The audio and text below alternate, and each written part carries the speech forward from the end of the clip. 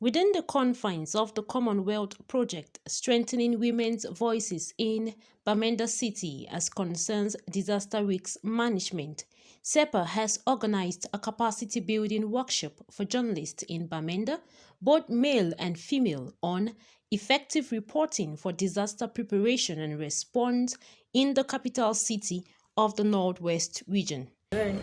So the reason why we have brought these journalists here today is to enhance their capacity on effective reporting as far as disaster preparedness and response is concerned.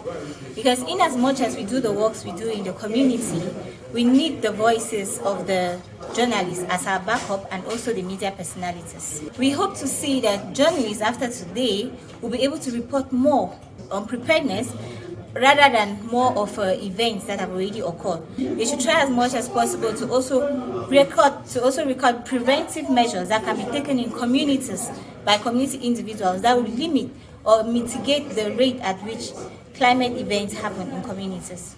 Environmental reporting happens to be an aspect that is hardly being explored in this part of the country.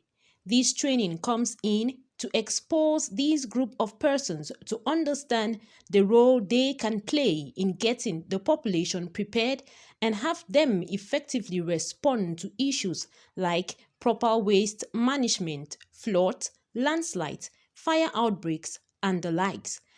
An initiative that pressmen found worth the time. It has equipped me intellectually to handle environmental reporting, and there are certain key concepts. I was not aware about them, but I think that these key concepts have been clarified, especially with respect to the various natural disasters we have in the world. They mentioned about 5, and how to sensitize the population or to preventive measures as far as some of these natural hazards are concerned. It has been quite an enriching seminar. Essentially, the seminar reminded me even of some natural disasters that we used to ignore, whereas they constitute a threat to the environment. I take the example of even intense sunshine. You realize that when the sun is so intense, it constitutes a hazard. Crops will not do well. And when crops don't do well, if the vegetation becomes barren, it's already a threat to environment. They've reminded us of a heavy downpour, floods. In fact, these natural things around us that we seem to ignore.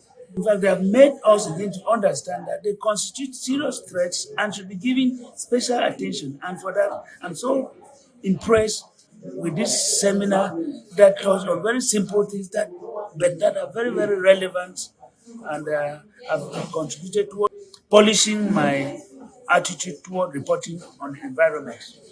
This workshop comes in handy as the session recorded a total of 2 reporters who had carved out a niche in environmental reporting before the commencement of this training that was geared towards opening their eyes to see the need to engage in environmental reporting as media personnel.